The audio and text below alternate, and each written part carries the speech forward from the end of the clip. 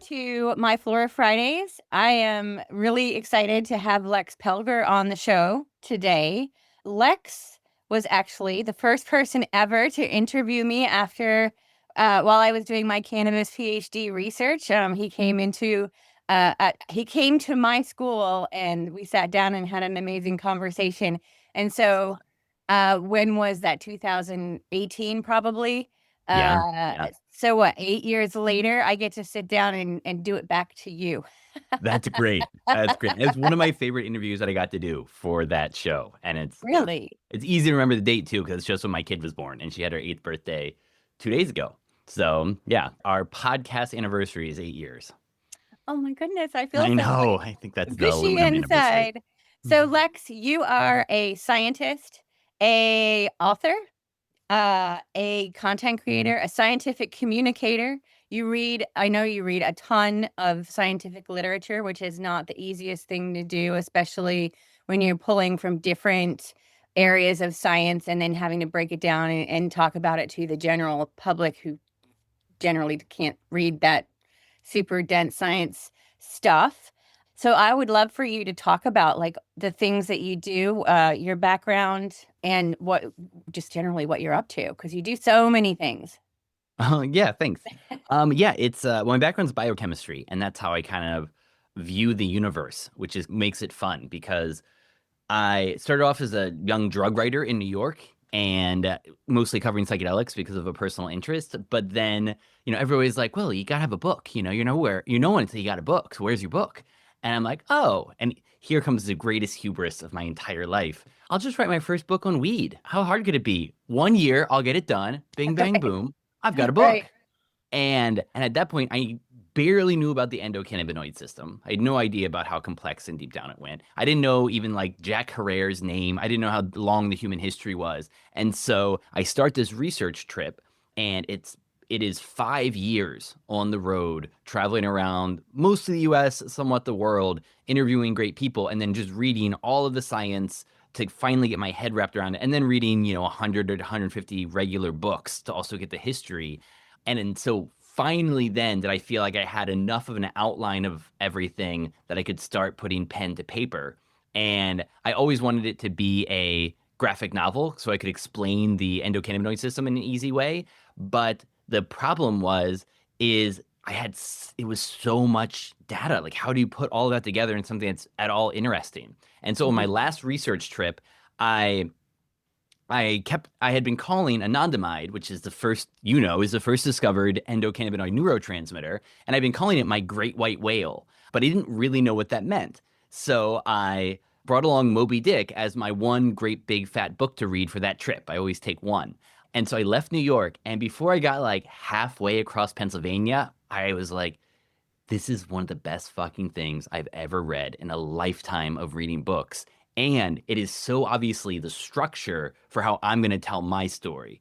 Because on the dark side of it is Captain Ahab, who is being paid by good Quaker men to turn these beautiful whales into money using a crew of people of color commanded by white people and on a boat named after a massacred Native American tribe. And so everything about the dark side of that mapped onto the war on drugs from Harry Anslinger and from Nixon and Clinton and Obama and everybody else. But then on the positive side is the whales. And it turns out that the metaphor of treating the human brain like an ocean works really, really well because the last century has been really like the century of the brain and the century of the ocean. And a lot of these major discoveries happen at the same time and they kind of line up. And so instead of talking to people about how these neurotransmitters are interacting and changing stuff on the membranes, you can talk about whales that are going to the edges of giant sprawling neuronal cities and passing their messages on into the cells. And so not only did we find out in the early 90s that we have these whale cannabinoid neurotransmitters swimming around in our brains, it turns out that we have trillions of them. They're an incredibly important system. We didn't know about this giant type of creature that lived inside our oceanic brains. And so the whole 135 chapters of Moby Dick will be slowly unfolding that story until I can finally do the one thing that hasn't been done out there in regular literature, which is explaining the depths of the endocannabinoid system. a lot of people have talked about the CB1 receptor and the CB2 receptor and anandamide and 2AG. Those are the well-known ones, but there's a lot more than that and a lot more interactions going on. And so this will be just a long, extended, playful metaphor to help explain these things. And so I got the first two books. I got back from that trip and I got the first two books written with my illustrator who Sumac, who is a witch and an artist from South America and was just a fascinating person to work with as well. Sciencey artists like yourself. I mean, it's fascinating breed. And so we got those done. And then I went on a tour around the US to promote them and to do a psychedelic open mic storytelling tour. And on that tour, the books sold like Moby Dick did in Melville's lifetime, which is terribly. I think I sold like 3 total. But I own both of them. yeah, it's good. Yeah, it was nice to have some real fans. But on that tour, I saw my now wife again, and that is when we started our family. And so instead of going back to New York to write books that nobody was particularly reading, I moved to Colorado, where I met you, and I got into the CBD business and started doing podcasts and doing more digestible content about trying to explain this stuff. And that's been the story for the last 7 or 8 years. It's just getting sponsored by mostly cannabinoid companies or cannabinoid conferences or cannabinoid research projects to produce content for them, like newsletters and podcasts and short form video and things like that. But I'm still working on the graphic novels, and the plan is hopefully get all the next 132 of them written probably by the time my kids get out of high school, which is like So you have 15 months. you have 132 more books planned. Yeah, they're all planned out. They were up on the wall in New York. I still have the index cards. I know how it's gonna work. So I'm sorry, this thing. I thought you were This, going to give us like a sneak peek or something, because the wall behind you, I know, is you talk about it on your TikTok channel, and it's amazing. I remember when you were like when you first put it up, and you did the numbers, and I yeah. remember the number 4, and you were talking about all the things that were number 4, and you didn't have carbon on there, which is, you know, Oh, that's true. the 4 outer Good electrons, and point. it makes everything in life, and like you can't have life without carbon. And you were like, oh my God, how did I forget carbon for That's number right. 4? You commented it, and now if I'm just trying to point out, but there is a C over there for carbon, thanks to you. Um, so yeah, yeah. So that's my Pythagorean memory palace for the numbers Yeah, 1 through 10, a way to yeah. organize my brain. It's cool. And if, I mean, we don't have to talk about it here because that's a whole nother topic, but your TikTok channel is full of fascinating. Actually, didn't you have 2? You've got your book TikTok and then your science TikTok. Yeah. So if you're interested in book stuff and spirituality and science, that's at Lex Pelger and his books on TikTok and YouTube and Instagram. But then it's nice. I just got sponsored to restart my cannabinoids in the people videos on cannabinoid science, and that's on TikTok and YouTube now. And yeah, it's been fun to go back to making more deep dive videos. I'm just finishing one off on the effects of cannabis on sperm, and it's not pretty, but also I want to I'm kind of a professional devil's advocate. I want to tell the stoners, hey, there are real moderate harms that exist here, and I want to tell the grandmas, hey, you should consider checking out this cannabis stuff or CBD stuff because it can Yeah. change everything, and it Yeah. has for some people in my family. Yeah, for sure. What was it? Oh, so cannabinoid and the people, that's it, has been, up until your new thing that's coming out, right? Has been a newsletter that Yeah, you write. that's mm-hmm. Is it a Yeah, so newsletter, or is it a blog, or is it a both? it's hosted on Substack, and it's been a newsletter for it was private for a while. I was paid by a company to do it for them, and then I took it public about 3 or 4 years ago. And so it's basically I use Google Scholars and I was using PubMed to just get every new piece of cannabinoid science from hemp to new synthesis stuff, like some of the more out of the way things, and even picks up all the thesis projects and things like that. And what's nice about that is sometimes it can be 150 to 200 new papers a week, but I make sure to file those away in my own personal archives that are organized by organ systems and then by the disease states of that organ. And it's nice because then for how my brain works, whenever somebody asks me a question, I can go and everything about it is there already annotated by me. And I just kind of have to glance at it to refresh myself. And if anybody listening has questions on different diseases, feel free to email me. I'm easy to find, and I'm happy to send, the archive on the organ that you're concerned about or the disease that you're concerned about to you. I know for regular people, sometimes all the science isn't necessary, but when you're trying to convince a healthcare practitioner that has their head in the sand to be able to show them 10 to 20 to 30 studies can help change their mind and open their eyes. That's a good point.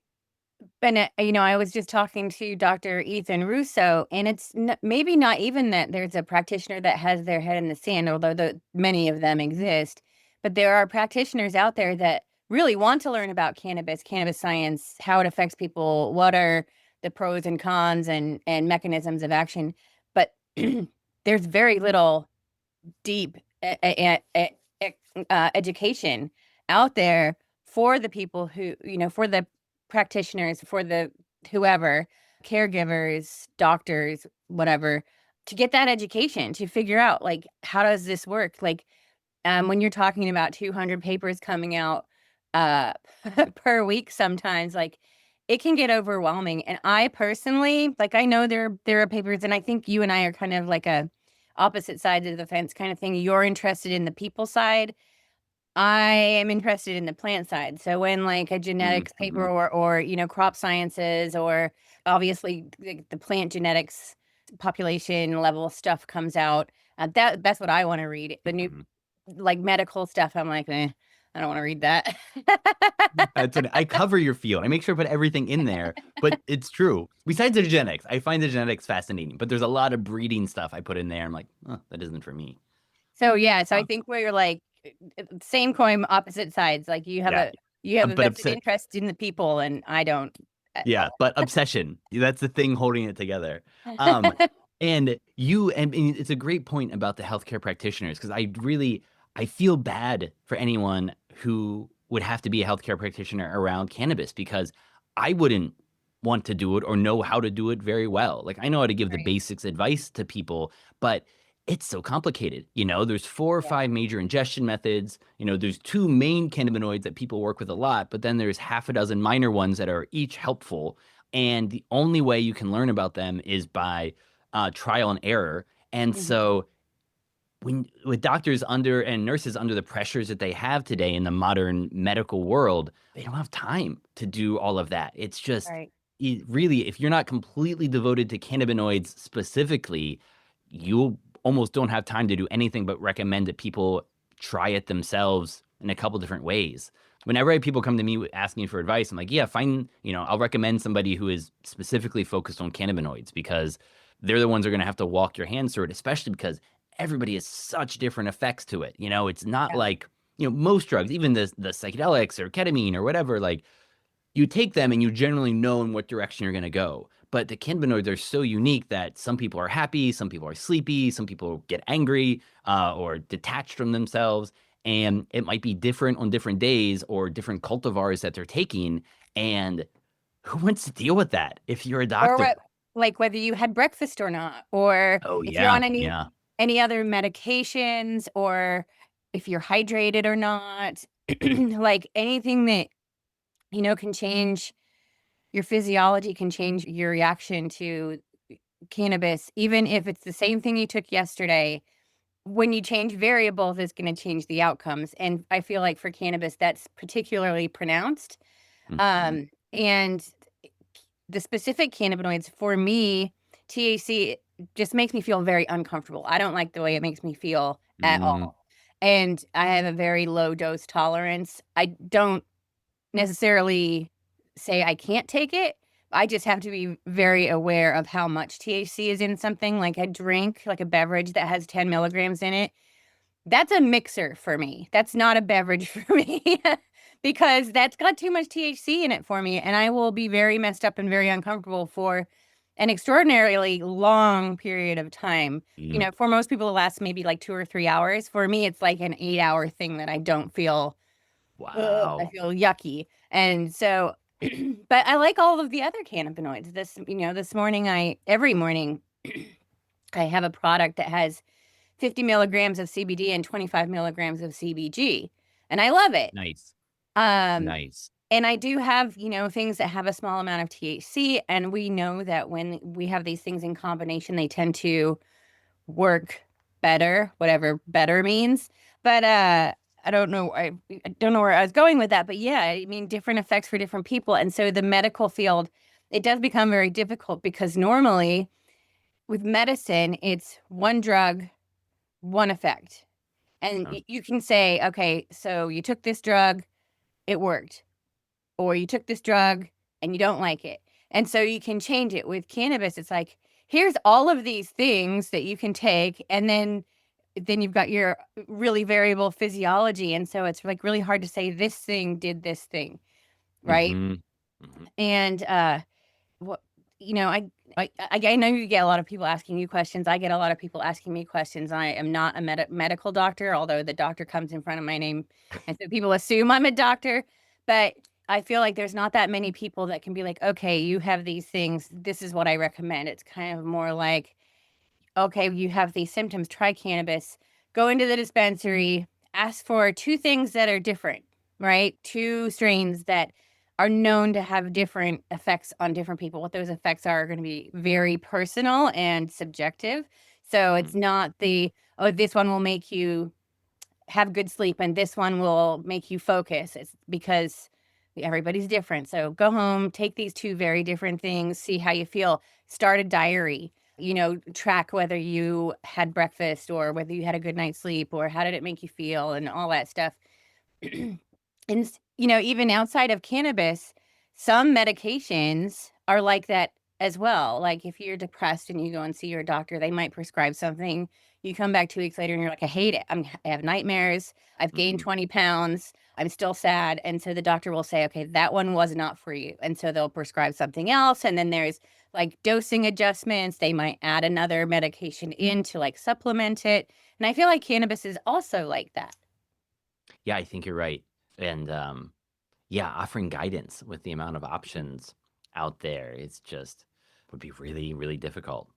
And yeah, and it makes sense. I mean, and that's why I don't know how much it's going to help people, but I love the idea of trying to explain the mechanisms of why that's happening. That CBD is binding to like 60 different sites. Mhm. It's affecting all of these different neurotransmitters.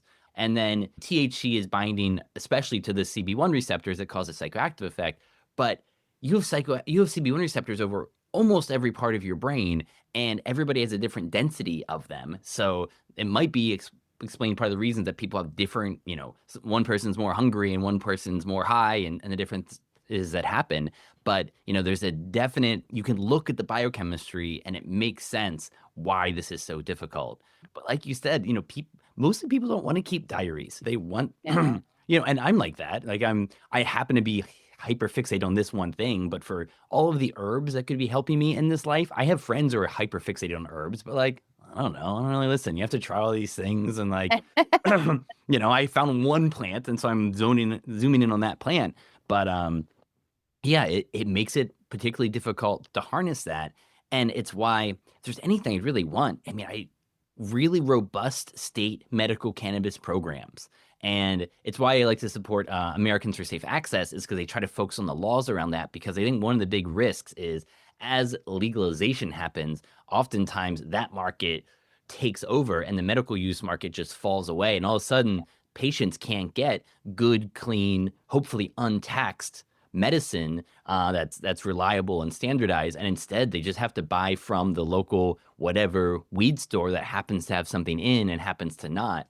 And to treat cannabis just as a taxation cash cow instead of, at least for some people, a really vital part of their medicine, it's been hard to watch a lot of these state programs moving forward and how much the patients start to get screwed. Some countries are doing a better job about that, but it's a definite trend. And it makes sense with how complicated cannabis is, an industrial product, a recreational product, and a medical product all rolled up into one. Yeah, that's a really good point. I cash cow it is. And I've been in exactly one dispensary in the last 5 years. I really haven't for one, I get a lot of cannabis given to me, so I don't really need to go and buy any. But, I had to go to a lot of dispensaries during my PhD to get all the samples. Like I had to literally go around and buy cannabis like a regular person. I didn't tell them I was conducting a scientific uh, examination on the cannabis, so nobody knew what I was doing really. So lots of dispensaries, and I knew saw what was on the shelves. But that was back in 2015 through 18, and you know, I know that the cannabis out there now is different because I have LinkedIn and everybody talks about stuff. And we know that over the last few years, cultivators and dispensaries have been focused on one thing, and that is THC. So they've been selecting and breeding to increase THC, THC. The higher the THC, the more they can, the higher the price. And people have been now conditioned to look for the highest THC, and that's not indicative of a good experience or a quality product. And as you were saying, like the medical people are getting screwed because high THC is not necessarily medicinal. Like they need more of a balanced, like complex, diverse chemo type.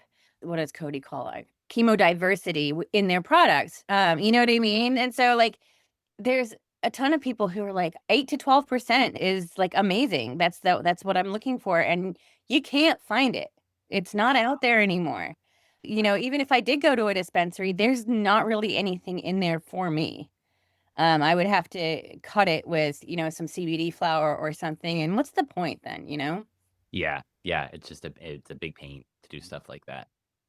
Um, yeah, and it also I remember hearing when I was back in Colorado an old time weed grower being like, you taste the legal weed here, and it feels like they have a bottleneck problem. It feels like when they started their legality, like the cultivars that were allowed into the legal system, he's like, it feels like there are about three of them. Like three major types were introduced, and then everybody's just been playing with those. And since you can't really get in more, and all the laws around which plants are legal plants in this state when you have a formerly illegal product, as well as the copyright protection and IP kind of stuff that's on top of cannabis genetics as well, it's such a thorny problem.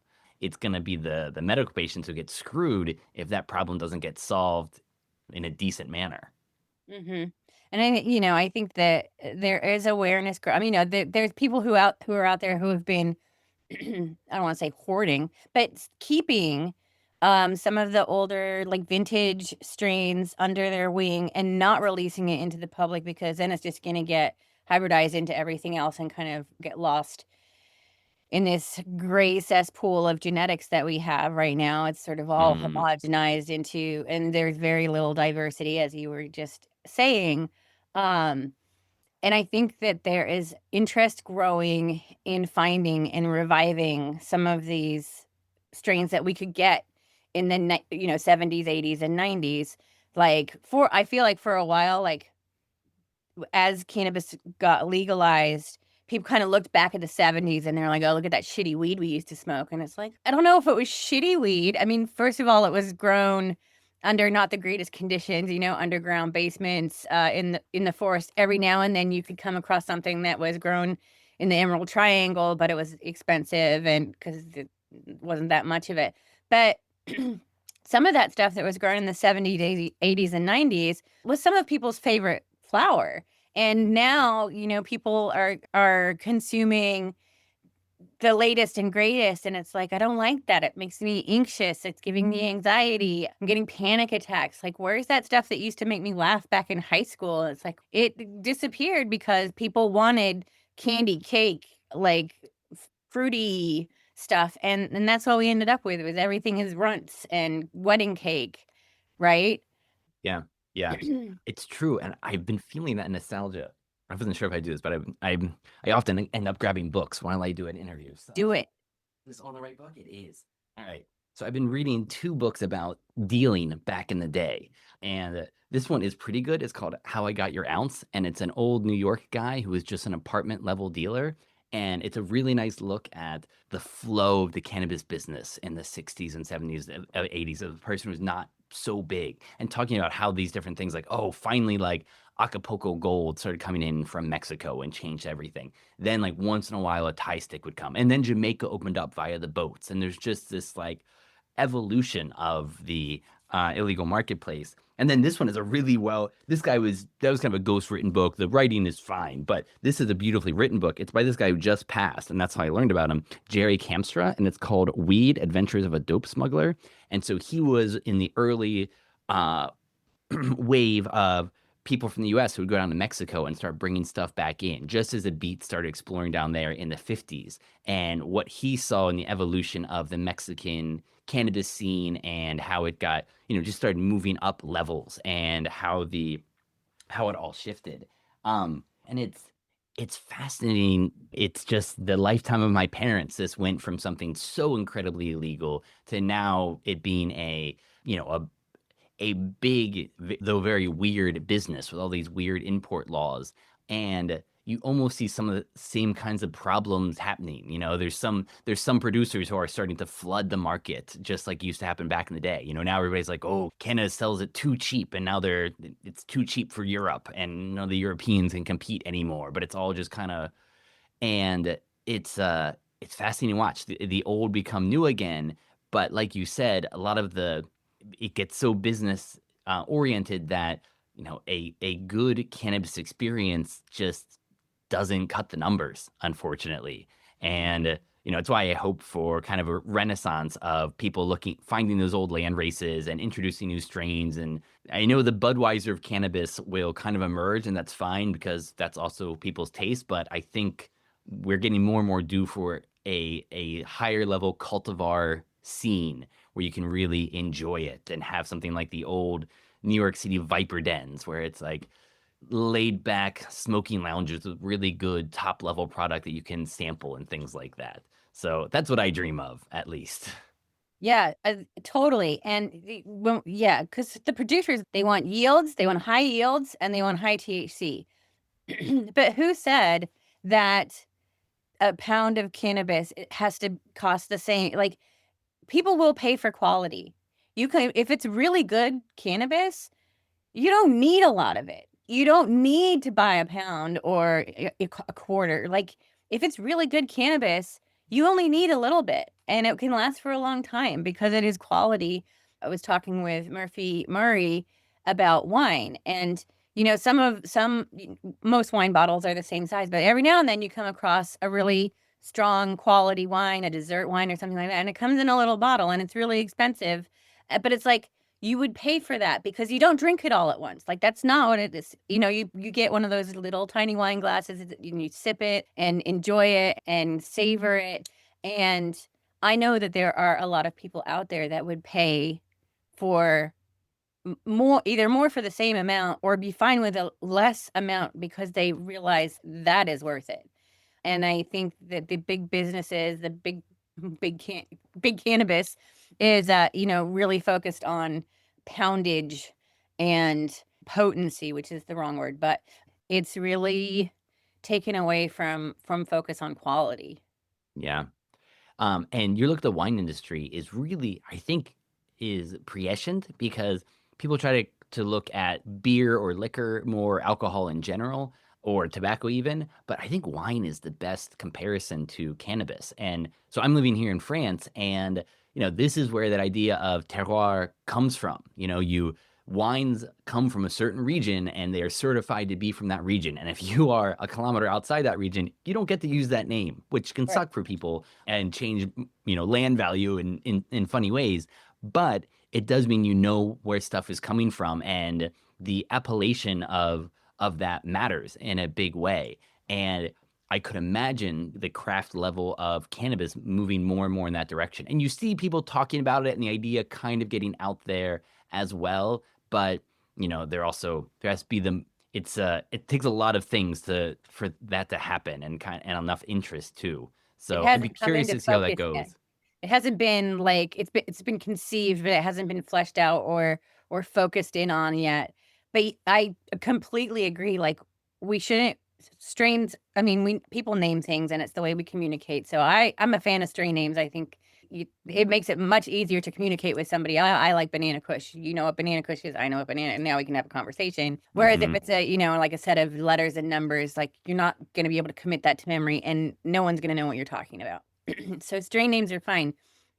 But I think, that notion of terroir, I can't say it, that environment, that environmental influence that shapes the final product is going to vary just from region to region, but whether it's indoors versus outdoors versus cocoa versus soil, like there's all these things that feed into what that flower turns out to be. And we could put things on labels instead of THC, put things like has notes of vanilla and banana and tangerine instead of terpenes, which a lot of people have no idea what they are, first of all, Yeah. or what it is. But notes of like how they do it with wine, notes of chocolate, Hmm. notes of raspberry, and you can look at that and be like, oh, I know what chocolate is, and I know what raspberry is. That sounds very nice to me, and so that might Hmm. be something that you want to purchase. The other thing that you could put on a label, or that could give people information about the cannabis, is where it was grown, how it was grown, who grew it. Like there are people that will buy wine from particular vineyards because they know that that vineyard always puts out a product that they like. Not everybody likes that vineyard, but people have their favorite vineyards. People have their favorite craft brewers. My boyfriend he's a big beer connoisseur, and if he's got particular breweries that he follows, if they put something new out, he will buy it because he knows he's going to like it. And it might, even if it's a sour, he hates sours, but if it's one of his favorite breweries, he will probably buy it and taste it, just because he knows they make a great product, right? That's So cool. so That's we could cool. do that with cannabis, and it could Yeah. be, Yeah. this is Blue Dream grown at this farm by Yeah. this cultivator, bred by this breeder, has notes of blah blah blah, and give people information that way. God, yeah. What a brave new world. Yeah. I mean, it's a beautiful vision. And the cool part is I mean, the comforting part is it makes sense that it doesn't exist yet because right now it's been so hard to ship cannabis internationally. There isn't the possibility of an international cannabis marketplace where, Right. you get your stuff from the sun-kissed hills of Italy or, a volcano in Mexico. Um, Under the Tuscan sun. yeah. But in 10 or 20 years, that might be the case. I know I go to a lot of the cannabis business conferences here in Europe, and one of the great like thinkers was like, in Europe, there's not a cannabis brand yet, one that like stands on its own. And he ruffled some feathers with that. But he's like, in the US, there's a couple like brands that people really follow and they care about, like your boyfriend does with certain breweries.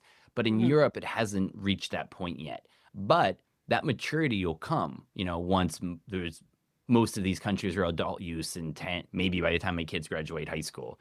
Though I'm in France, so I'm not expecting adult use here. I don't know, anytime soon. They just started the most restrictive medical program, a very pharmaceutical based medical program. And so even though France is by far the largest per capita consumers of cannabis in all of Europe, they smoke more Wow. weed than anyone else. they the polls show they hate it more than anyone else. Like it has the least chance of going anywhere here. No politicians want to touch it because the people aren't really in support of it being legal. They want to use it. So They just weird. it is. It's very French in a way. I Um, don't know um, much about France. I love yeah. the show Emily in Paris. Emily in Oh Paris. yeah. That's all I know Yeah. about France. I am Lex in Bordeaux. Yeah. Watch him not leave his house very often. Um, Lex in Bordeaux. but yeah, but it does get me excited for the future. There are a lot of possibilities in the future once these barriers slowly crumble thanks to the work of all these good activists who are helping them to crumble. But yeah, it's going to take a long time and it's an important time for everybody to be using their voice for the issues that matter to them. You Mhm. know genetics can speak to it. I know some of the human rights issues around it and the war on drugs and can speak to it and hopefully can help make the world of this a little bit better. Mm. Mm. Yeah, that's interesting. And I don't know, my brain just clicked. And you talked about genetics, and then the activists, and the what was the other thing that you War mentioned? on drugs. The war on drugs. Like there's all these little pockets of folks that have different interests, all focused in on the plant. And I almost feel like there should be like a collect, and maybe there is like a collective where it's got, all of these organized people working towards the plant for a common goal. I don't know. Maybe we need to write a book. That might be, yeah, it might be it. Yeah, I don't really know a master organization like that. I think people have tried, but also your dogs are going in such different directions. If Yeah. you're growing hemp for fabric or to use for any of its industrial effects versus you care about the medicine versus you care about people not being in jail for it. Mhm. It's a lot of disparate things that you're working on. It And we makes me have, think of that. It makes me we think of have, that old comic from XKCD where about standards. I'm gonna make one new standard thing, like the new USB, so we don't have to worry about all the old ones. And then all of a sudden it just clicks over from 18 standards that exist to 19 standards that exist. And it doesn't become universal. And so it can be hard when you try to do the universal thing because oftentimes you can't really get people on the same table, and a smaller group of people can really go in a certain direction because they have a shared vision on their yeah. particular piece of the puzzle. Yeah. Yeah. And I guess if you could get a collective together and they did write a book with all of their different viewpoints, people would read like one chapter. Oh, I like this info and I don't Yeah, care about that. So they wouldn't even read the whole book anyway. Or, skim that one paragraph about genetics because that's not very interesting. yeah, yeah. And as someone who loves books and writes them, I'm not sure how much they matter either. Well, I hesitate to say, but they make some impact. But I guess I wish it The was. amount of the amount of books that you have and that you have read is just insane to me. Like, I am a collector of books. I like books. I like to hold them. I like to feel them, and I have quite a few books where I know where to find the information that I need. Do I read books from cover to cover? Hell no. Uh, I think the last book I read cover to cover was The Da Vinci Code, probably Okay. back when it came out, whenever that was, that was probably in the Yeah, 90s. yeah. Yeah, I so remember that that. was the last book that I read cover to cover. I think being in science has changed the way that I read things. So, reading a scientific paper is a skill and an art form. I feel like you don't read it from line one and then follow it all the way, turn the page, and then you don't read it like a book, right? You read the abstract. You might read the introduction if it's something that you're not familiar with. But generally, if it's something you don't even need to read that. You read like the last maybe paragraph of the introduction just to find out what did they do? What are they going for here, right? And then Mhm. then you flip to like the discussion, or you flip through and you look at the pictures, right? The graphs and the tables, like that's going to give you sort of the results. Then you read the discussion. So what did they figure out from all this? Then if and then the conclusion if they have one, but usually it's mixed in with the discussion. And then if you're super interested, like, oh, how did they do this? Well, because they just gave us all the information that they came up with and then they discussed it. So how did they do it? Then you might go to the results or you might go to the methods if you're super into it and you really want to get into the nitty gritty of how they did it. But it's all of this flipping around. And Yeah, so now when I read something, I read like the first page, I look through the pictures and then I read like the last page and then I'm usually done. I'm like, yeah, I yeah. I don't need to read anymore. I'm good. Yeah, yeah, it's true. It is such a skill. It takes I think it takes a couple of years to really start mastering it. Um, Yeah. but also it's nice for like so much of the stuff that I share, I can see where people click on my newsletter. I get the stats for it.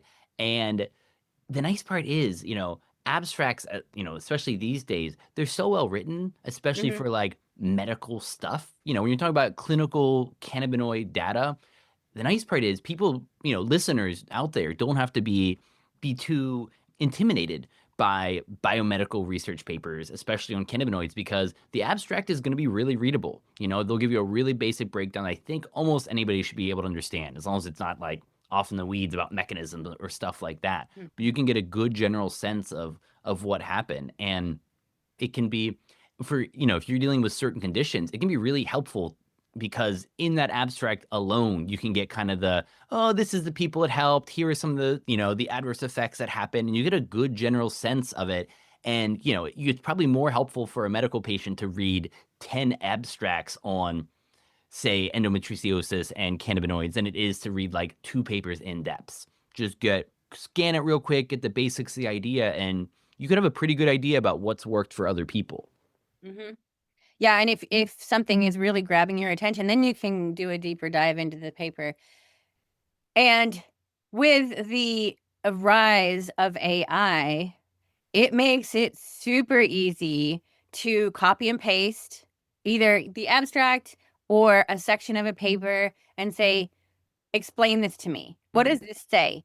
And it will translate it into a language that you can understand. Like traditionally, when you're reading a paper and you don't understand something, you've got your, anatomy and physiology book here, and you've got your, Gray's Anatomy, you've got your, pharmacopoeia, and you have to kind of be like, okay, what this receptor? Okay, I need to look at biochemistry, and it's like, I don't know what this is, and you kind of have to look stuff up as you go. But with AI, it's super helpful. It's a great shortcut, I think, when reading super dense sciencey stuff to kind of get a better breakdown. And of course, AI is not perfect, but if you're looking at a disease state that you're not familiar with, because some of those diseases have crazy names, or it's talking about some drugs that you don't know, AI can just quickly look that up and give you what's going on there. So I think AI helping with scientific reading is really helpful. And as a peer reviewer, sometimes I often question myself and what I know and what I think I know. So I look things up, even though I know them. Mm-hmm. So I will, and like I'll look at a graph and I'll be like, I don't think this is showing what they say it's showing, Yep. and so I'll be questioning it myself with my own knowledge and skill level, and then I'll ask AI, I'm like, "Does this show this?" Or, "What does this show?" And then it'll come up with the same sort of thing that I'm thinking, and then I know that, yeah, they didn't quite get that. Or like statistical values, like FST or something like that, and nobody needs to know what that is, but I'm like, "Oh, there was one paper that I was reading, and the statistics should have been arranged. Like, that's how you report it, and they reported it as a single number, and I'm like, "I'm pretty sure you can't do that." Like, I don't think that's how that is done because it's whatever, and I could have, like, scoured the web for, like, 20 minutes making sure and read a paper and made sure that, like, I know that statistic is how but, yeah, I asked AI, I was like, "How do you" and they was like, "Duh, duh, duh," and I'm like, "Okay, so, yeah, no." And then, you give that feedback to the writers, and then they're like, "Oh, yeah, shit, we screwed that up." That's helpful. Yeah, yeah, I agree. The double checking part can be really helpful. And for different types of brains, for people who'd Mhm. rather talk to a paper, and so you use the Google Notebook to do a podcast of a paper. I mean, it's not particularly how my brain works, but I could, for young people, I can see that being something really powerful in the future. Um, Yeah, I it's wish hard. AI was more helpful for all these papers I'm trying to do, but the only thing I really trust it for is formatting. I can't, if I have 100 papers, I can't really, I can ask it to summarize them in one sentence, but it's dead on maybe 50% of the time. It's good enough 75% of the time, and 25% the time it's like it's on ketamine. It's just so far off. And Like, that's not and yeah. yeah, and I need to see it. For what I do, I need to see it. But one thing that is helpful is I can give it my archives and be like, where do I have this fact? And instead of, trusting the AI, I'm just trusting to like know something. I'm saying search what I have already known and annotated and pull up that paper that I'm trying to think of.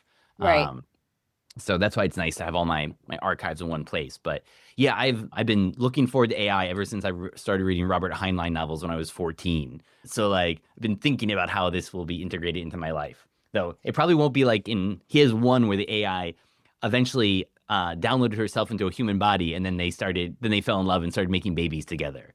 And like for my adolescent brain, I'm like, I was intrigued. But the Yeah, so AI is a great it's a supplement and it's a tool. It's not a substitution for knowledge, or like if I tell my AI all the time, I'm like, "You're lying. That's not how that is." And it's like, "You're right. Good catch." I'm like, "Dude, come on. Like, yeah, do a better job." And it's like, yeah, yeah, if it and in some circumstances it just can't do what you're asking it to do, or it just doesn't know what you're asking, and that's fine. Then you just kind of drop it and go off and do the thing. But it's like I feel like it's like Wikipedia back in the day when your teacher would say you can't use Wikipedia as a source because Wikipedia can be wrong. And yes, like, and it used to be a lot worse. It's Yeah. pretty good now, but at the bottom, it's a great place to start, right? If you don't know anything about anything, I think when I started in cannabis, I think Wikipedia was probably the first place I went. Read through the Mhm. stuff, didn't take it as all fact, but at the bottom there's a bunch of references, right? So that gave me a really good place to start looking for information that I was specifically interested in. But yeah, like you can't cite Wikipedia, it's not a source, but it's a great place to start to get your sources from. And Yeah. I feel Yeah. like AI is very similar in that way. Like you can't use AI to answer the question. You can use AI to help you get to the answer from a real credible source. Yep. I think that's gonna be the big difference. For the curious, it's gonna be an amazing tool. People are trying to avoid work, they're just not gonna learn this stuff. And Right. but also you don't need to learn everything. Math past Yeah. addition for most people isn't really necessary. And it's too bad Right. that it's forced upon so many kids and make them feel dumb when brain doesn't work that way and calculus is not a necessary thing in most people's Hate lives. calculus. Hate Yeah. calculus. And Yeah. rote memorization is not a skill of mine. Like I Mm. suck at memorizing things. I failed organismal biology 3 times. Like Mm. like most people would drop it and change their major. I was like, "No, I wanna be a biologist." Cannot pass organismal, one of the basic biology courses, because all it is memorizing, orders, families, genus, genera, Mhm. all of the categorizations and the hierarchies and then what the organism is and the characteristics of the organisms that belong in that. And I just couldn't do it. Like I don't get it. Memorizing the Krebs cycle, memorizing the Calvin cycle, Yeah. just can't do it. But, as I started getting into higher level biology courses, you totally understood it. Straight A's because it's more of a deeper understanding, like, why is this like this? It's like this because of this, and here's the Mm. explanation. Here, like you can start. It's not just like like remember it and spit it out. That's your job. Yeah. Well, yeah, pattern recognition is so much more important than that, and that's what you're doing at that higher level. Yeah. Um, yeah, Einstein said, "Why would I memorize my phone number? I can look it up in the book." And that's how my brain works too. I mean, I have a decent memory, but so much of it, the reason I'm organized myself in like archives in document form is I can keyword search anything I've ever read or looked up or talked about, and I can just glance at it really quickly and refresh myself. Hmm. Because it's not the memory, it's the patterns of how it all fits together. So yeah, but that makes it really helpful for cannabinoids because there's so much there. I don't care to memorize it all. So Hmm. often like I don't remember the basics on this thing, but I wrote a paragraph about it 3 years ago, and there it is. That paragraph's still true. I'm like, oh, so that's how that is, and I just trust. It's like that movie Memento. I just trust myself. They're like, oh yeah, I already did this one. There's the answer, and it's Yeah. nice that way. Yeah. Yeah.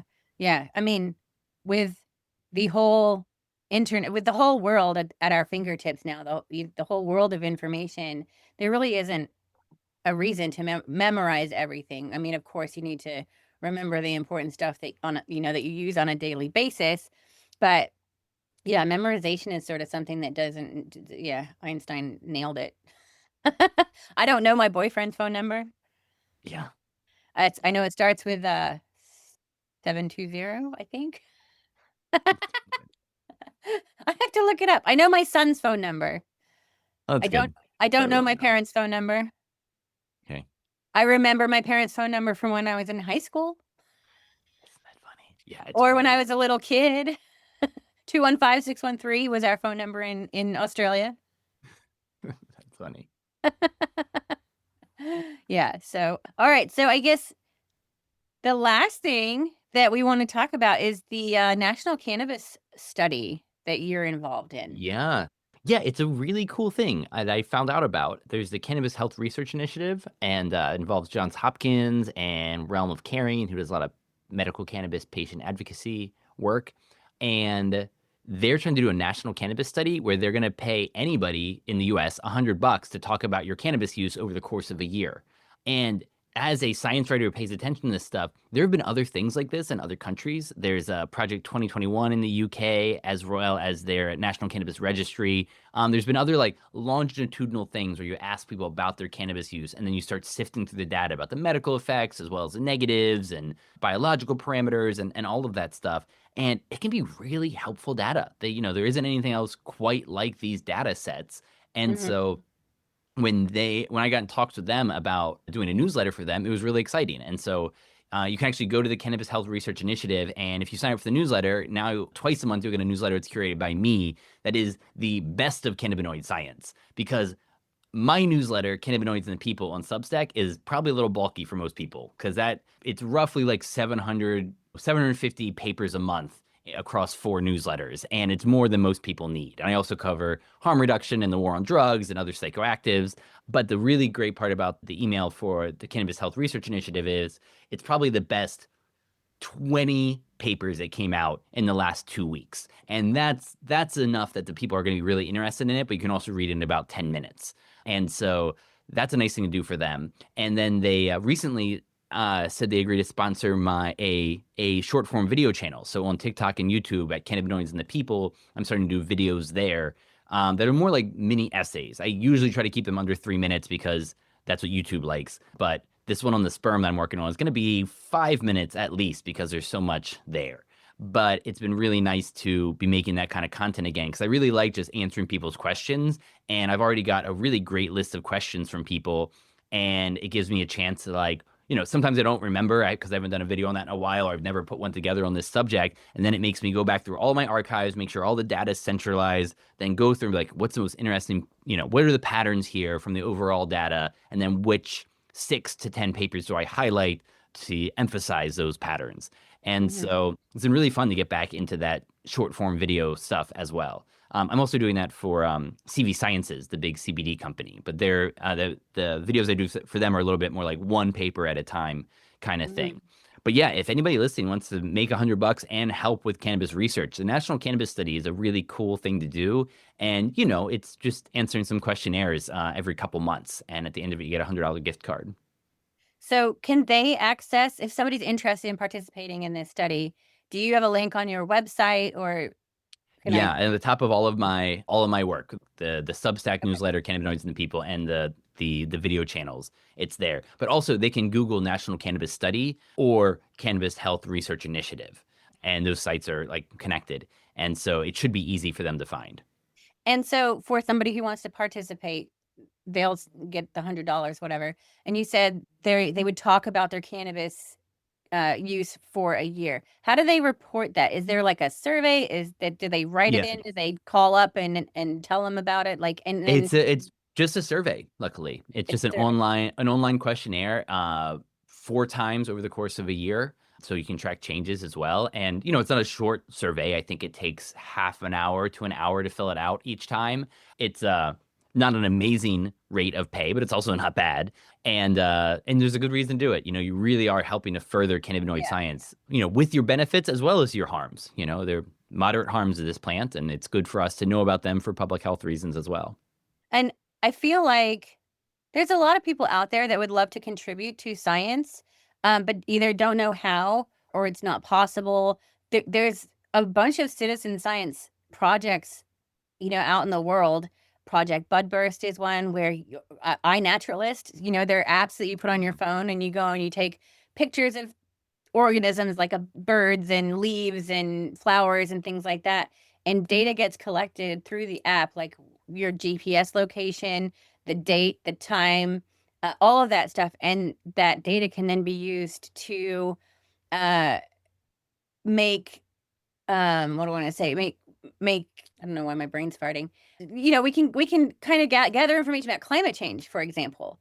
So Hmm. if certain insects are emerging earlier than they are supposed to. That could be a problem. Like if we didn't get a permafrost because the winter wasn't cold enough, insects might emerge earlier thinking that it's time because they're basing their emergence on something like temperature.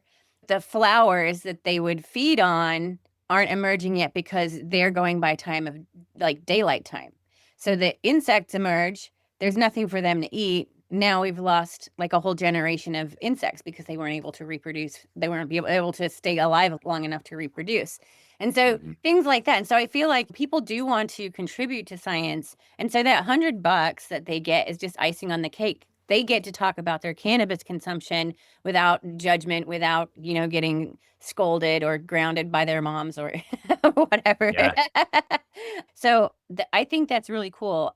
Think that in the clinical studies are, of course, always, the gold standard, but, gathering data from people who actually are going through this is incredibly valuable. And yeah, so, yeah, if you're a consumer, you should sign up for this. You should contribute to science because we really are missing so much information on cannabis. 100 years of prohibition will do that. yeah, Right? yeah. Yeah, and I mean, I think the other way people can help if they're into it is commenting on the forums that you're into or on the videos that matter. To me, as a drug writer, since I came of age with psychedelics, the most important data about psychedelics is in the stories of old female medicine workers from the 70s and dealers from that time and things like that. The stories of how it actually affects people is so much more interesting than the clinical studies or the mouse studies today. And it's the same thing with cannabis. To me, when I want to learn about, harms or benefits, doing a video on the subject that happens to go viral and getting a bunch of people's comments about, well, this is how it affects my fibromyalgia, or this is how it makes me feel more depressed. It's so much more valuable than a lot of the public health data or the clinical data because it's real people's stories of what's happening to them and they're nuanced instead Hmm. of like, science in general isn't good at picking up nuance, and it's such a nuanced plant, and people have Hmm. such contradictory effects. So you're Hmm. trying to look at the effects on sleep. Everybody's affected by sleep differently. Hmm. So trying to take the data of that, you're going to get a gray smear instead of like the real data, which is probably it wakes a third of people up, it puts a third to sleep, and the last third it doesn't affect. That's a hard thing to measure when you're just looking at two or three, four data points for it. So yeah, Hmm. I think the more people talk about it, in any kind of way, online in forums with your elderly family members, you break stigma by just being open about this, which is a lot easier than it used to be. But Hmm. still, the places where it feels uncomfortable and you have to stretch yourself a bit to talk about it, I think that's the best places to do it. Hmm. Yeah, it is getting easier, and the stigma I feel is starting to lift. And as our population is growing, well, the war on drug population is growing older. We've got this younger generation growing up with various levels of legalization in various parts of the United States and the world. I think that huge taboo and stigma is going to lift even more, and we'll start advancing further and faster when that starts to happen. Hmm. Um, so you're all over the internet. You're all over the social medias. And I mentioned your TikTok before. I have to ask you because I have been interested. You are making cannabis related content on TikTok, and yet you haven't been kicked off. Oh, I Um, have. you, oh, you No, have. oh yeah, I had an account with 80,000 followers and And you got yeah, booted. somebody out had it out for me, reported it and disappeared. I posted one video and it was two ladybugs going at it on a cannabis leaf. I didn't there was no mention of cannabis I didn't even talk. It was just music and it was Barry White, something or other. And I posted it for Valentine's Day because it's super funny, right? But it immediately got pulled down and I'm like, I how do you wonder I if it mean, went. It might not have been for the cannabis. It might have been for the for the insect ladybug? lovemaking. That's a good If it's point. in the U.S., there's even more frightfulness around sex than there's around drugs. Well, I don't know. I'm seeing some other content on TikTok that's a lot more racy than Yeah, two yeah, ladybugs yeah. It's not a very good platform for knowing what's going on. It's not. hugging each It's a other. yeah. Yeah.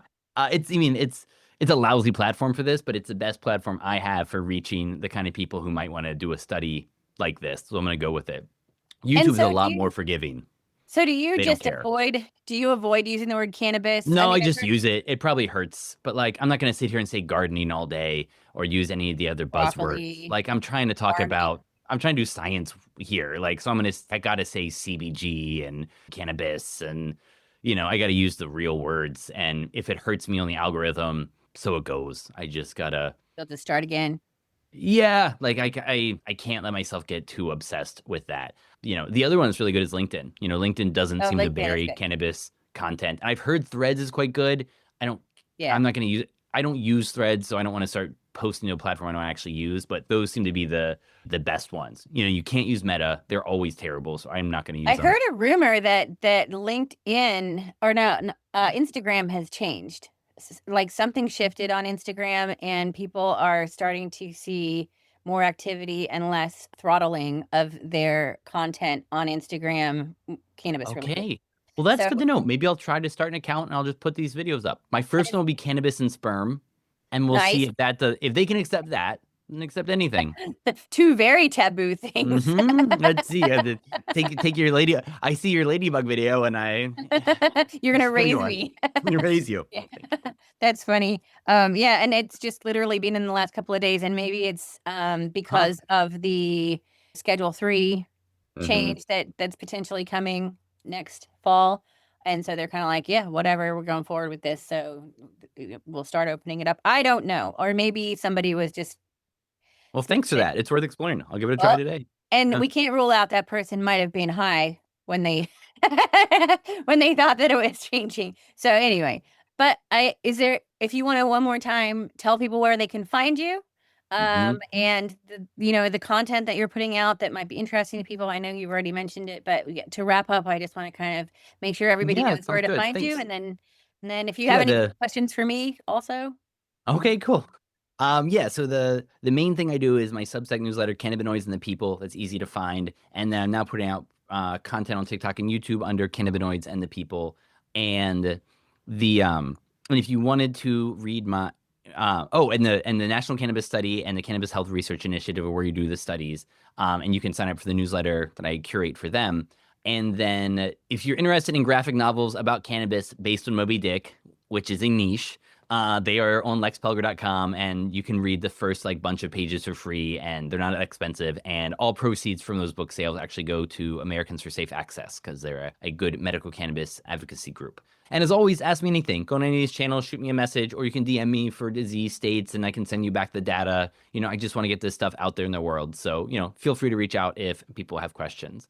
And my question for you, if you could, let's say you could talk, if you could interview anybody, one of Mhm. them alive and one of them dead, for this cannabis world, who would they be? Oh boy, that's a great question. That's not fair because I've talked to a lot of the people that I Well, admire for this show. You haven't for talked to everybody for this show yet. not yet, but a lot of them are on the In roster, the right? ring? That's cool. They've already kind of I'm set up. achieving my dreams. We can just do the dead one if you want. I think it would be cool to talk to Raphael Mechoulam, but Mm, I've heard him speak before. I've listened to a lot of his interviews before. I think he loved to tell stories. He told great stories, but like maybe somebody like Jerry Garcia or mm, somebody who was on the bus. What was the party Ken bus? Kesey's bus, the further Yeah, bus. yeah, and Yeah, Timothy Leary and like that, the Merry Hipsters, or it was what is that yeah. what they Merry called? Pranksters. The Merry Pranksters. Like anybody Yeah. in that group of people, I think would be amazing to interview because I feel That's cool. like they lived through such an interesting like time period. They were doing interesting things. They were experimenting with life and social interactions and drugs and just doing all of these interesting things. And so I think that any of those people involved in that whole Merry Pranksters situation, Wavy Gravy, Yeah, yeah, Easy in the crew. That's yeah, cool. yeah, yeah.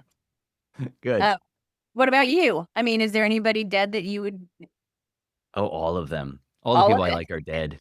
I don't read anything written by people that are alive. I let's. I was thinking about the first thing that jumped in my head was Mez Mesro because he was the jazz musician who was the supplier who really turned on the jazz scene of the 20s onto cannabis. And to say that you had Mez weed meant that you had the top shelf stuff. But Okay. as I thought about it, I'd rather talk to Louis Armstrong because he was the godfather of weed back then, and he was such a cool guy.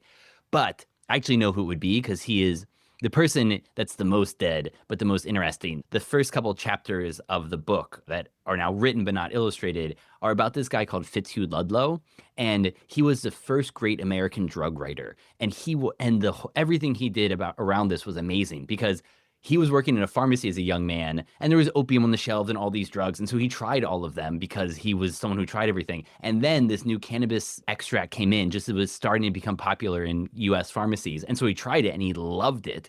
And it was so much more intense than what it is today. So he was having like psychedelic level trips. He wrote about it in this book that is in the Hashish Eater, and it's beautiful descriptions of psychedelic level trips. But then he gets really addicted to it, and he's very honest about what it feels like to have a serious cannabis addiction, and then to finally have to beat it.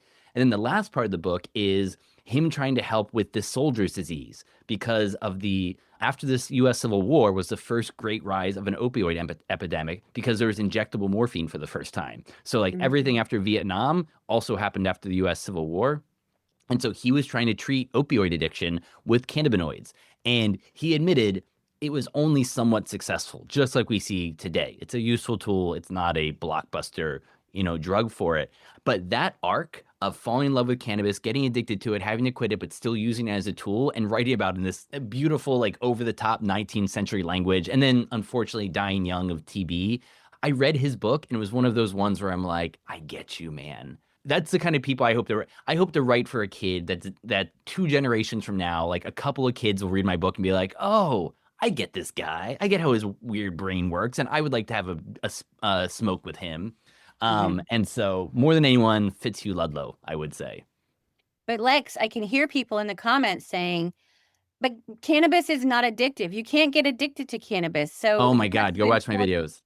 Yeah, I've a good have I done one recently? On my last channel was a bunch. There is a bunch on the YouTube cannabinoids in the people under the harms one. And I think people need to see the data. There's definite moderate physical addiction. And as someone who's in 12 step, you can get mentally addicted to anything. And cannabis is one more thing you get mentally addicted to. And if you haven't been to 12 steps for cannabis, that's not what I'm going for.